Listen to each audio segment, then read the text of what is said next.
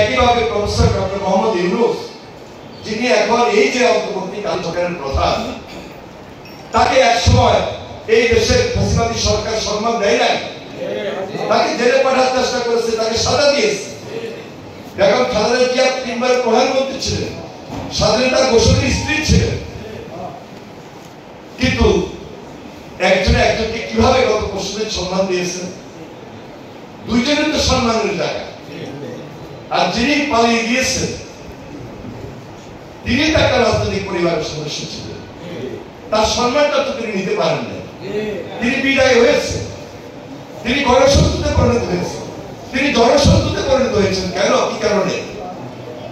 কারণ তিনি বেগম খালেদা জিয়াকে সম্মান দিতে পারেন নাই, তিনি প্রফেসর ডক্টর মোহাম্মদ ইউনূসকে সম্মান দিতে পারেন নাই, তিনি মিথ্যা মামলা দিয়ে সাজা দিয়েছেন, যার কারণে তিনি বাধ্য হয়ে এই দেশ ছেড়েছেন, পালিয়ে গিয়েছেন। তাহলে একটা রাজনৈতিক পরিবারের সদস্য তার পিতাকেও সম্মান দিতে পারে নাই, তার দলকেও সম্মান দিতে পারে নাই, বাংলাদেশের মানুষকেও সম্মান দিতে পারে নাই বলেই জনশত্রুতে পরিণত হয়ে আজকে দেশ ছেড়েছেন, পালিয়ে গিয়েছে। এখন এই দেশে দ্বিতীয় বিপ্লব, দ্বিতীয় স্বাধীনতা, ছাত্র জনতার গণ আন্দোলনের মধ্য দিয়ে আমরা সবাই একটা নতুন আশা, আকাঙ্ক্ষা, নতুন ভবিষ্যৎ, নতুন বাংলাদেশ দেখতে পাচ্ছি। এই নতুন বাংলাদেশ কারিগর হলো এই শিক্ষকরা, এই ছাত্ররা। আমরা আপনাদের থেকে যেটা শিখেছি সেটাই বলছি, অন্য কিছু করি না।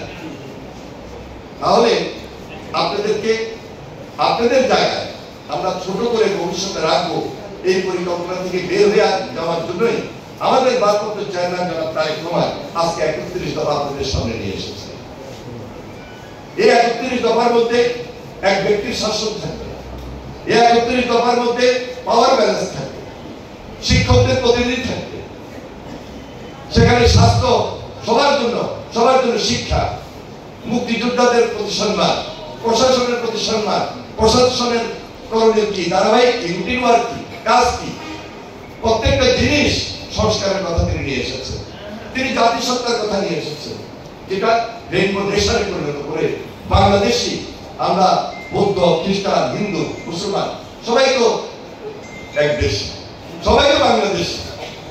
যিনি কলকাতা থাকেন তাকে তো আমি বাংলাদেশি বলবো না, তাকে আমরা বাঙালি বলি। আর যিনি আমরা এই দেশে বসবাস করি আমরা সবাই বাংলাদেশ। যাই হোক, আমরা সবাই নতুন বাংলাদেশ গড়ার জন্য আজকে উঠে পড়ে লেগেছি। এটা আমাদের চ্যালেঞ্জ। বিগত আন্দোলন সংগ্রামে যারা শহীদ হয়েছে তাদেরকে আমরা স্মরণ করছি, শ্রদ্ধা করে স্মরণ করছি। আমরা তো 15 বছর চেষ্টা করেছিলাম এই আন্দোলন থেকে বেরোতে পারিনি, কিন্তু ছাত্ররা যখন আমাদের সঙ্গে কোটা বিরোধী, বৈষম্য বিরোধী আন্দোলন একত্রিত হয়েছে, এই মেধাবীরা, তাদেরকে নিয়েই তো আমরা গোল পয়েন্টে যাওয়ার চেষ্টা করছি। সুতরাং যার যার অবস্থানকে যদি বড় করে না দেখি, মূল্যায়ন যদি না করি। আর একটা জিনিস আমি এখনো লক্ষ্য করছি, যেহেতু ভোট হয় নাই, হয়তো বা সামনে নির্বাচন হবে, কিছু সংস্কার আছে, সংস্কার শেষে নির্বাচন হবে, নির্বাচনের পরে জনপ্রতিনিধিরা আসবে, বিভিন্ন সেক্টরে, ইউনিয়ন পরিষদে আসবে, জেলা পরিষদে আসবে, উপজেলায় আসবে, পৌরসভায় আসবে, জাতীয় সংসদে আসবে। জনপ্রতিনিধি ছাড়া আমাদের ডিসি সাহেবরাও সমস্যা পড়ে যাবে।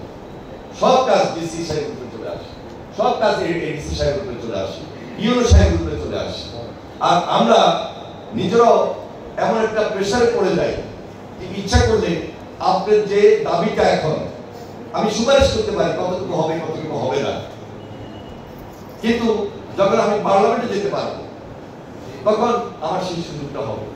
তা আমি আশাবাদ ব্যক্ত করছি, ইনশাআল্লাহ এই বাংলাদেশে একটা জনগণের সরকার প্রতিষ্ঠিত হবে। আপনাদের প্রতিনিধি হিসাবে আমি অতীতও ছিলাম, ভবিষ্যতে আপনাদের সহযোগিতা, এই দায়িত্বটুকু গ্রহণ করার জন্য আপনাদের সহযোগিতাই কামনা করছি। সেখানে এই যে আপনাদের যে দাবিগুলো, এই দাবিগুলো নিয়ে যেন কথা বলতে পারি, সেই সুযোগটাও তো আপনাদের কাছে চাই। আপনার সমাজের দর্পণ, সমাজের আয়না, কোনোভাবেই একটা সমাজে দলাদলি হয়, ব্যক্তি বিশেষ সমস্যা তৈরি হয়, সেই দিকে নজর না দিয়ে বৃহত্তর স্বার্থে, সমাজের স্বার্থে, কারণ এই সমাজটা তো শেষ হয়ে গেছে। বিগত 14, 15, 16 বছর এই সমাজটা ভেঙে চলে গেছে, খান হয়ে গেছে, নষ্ট করে দেওয়া হয়েছে। এই সমাজকে আবার নতুন করে গড়তে হবে। আর গড়ার কারিগর কিন্তু আপনারা বলতে আপনি এককভাবে নয়, আপনি সমষ্টিগত। আপনার ছাত্র আছে, আপনার ছাত্রী আছে, আপনার সমাজ আছে, আপনার শিক্ষকরা আছে, আপনার বন্ধু বান্ধব আছে, আপনার পরিবার আছে। এইটা আমাদের মা বোনেরা এখানে উপস্থিত, ওনাদেরকে আমরা প্রায়োরিটি দিচ্ছি। এবং ডিসি সাহেবের সাথে আমার কথা হয়েছে, অনেকে আমাদের কাছে তদবির আছে যে প্রাথমিক স্কুলের শিক্ষকদেরকে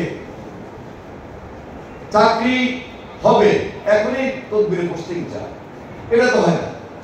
কিন্তু মহিলাদের ক্ষেত্রে প্রায়োরিটি থাকে, তারা হয় বাড়ির পাশে থাকবে, নাহলে বাড়ির আশেপাশে থাকবে। পুরুষরা একটু কষ্ট করে হলেও দূরে থাকবে। কিন্তু তদবির কেন হবে?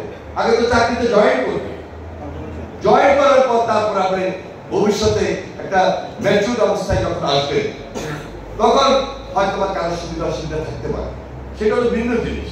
কিন্তু এখন প্রত্যেকটা পোস্টিং এর পর, প্রত্যেকটা ব্যক্তি জয়েন করার পর এমন ভাবে ডিসি সাহেবের কাছে লাইন ধরে, আর আমাদের কাছে আছে, আপনি একটু ডিসি সাহেবের বলে দেন, আপনি একটু প্রাথমিক শিক্ষক অফিসারকে বলে দেন। এই জন্য আমাদের সমস্যা হয়, কারণ আমাদের এখন কাজটা কি? আমাদের কাজটা হলো এই বাংলাদেশে ভবিষ্যতে হারিয়ে যাওয়া যে গণতন্ত্র, এই গণতন্ত্রের দিনকে শক্তিশালী করে একটা জনগণের সরকার প্রতিষ্ঠা করার জন্য লড়াই করা, আবার সংগ্রাম করা। যতদিন পর্যন্ত সে অবস্থানকে নিশ্চিত না করতে পারবো, ততদিন পর্যন্ত আমরা দুর্বল জাতি হিসাবে থাকবো। ইন্টারিয়র গভর্নমেন্ট, এই গভর্নমেন্টকে আমরা সর্বাত্মক সহযোগিতা করছি, সর্বাত্মক। কোনোভাবে এই সরকারকে ফেল করতে দেওয়া যাবে না। এই সরকার যদি ফেল করে, তাহলে আমার আর আপনার বিপদ আছে। এই বিপদ থেকে বের হওয়ার জন্য আমরা এক এবং ঐক্যবদ্ধ থাকি ইনশাআল্লাহ। সেখানে আপনাদের সহযোগিতা দরকার, এবং সহযোগিতার হাত আপনারা বাড়িয়ে দিবেন। ডিসি সাহেব আছেন, আমাদের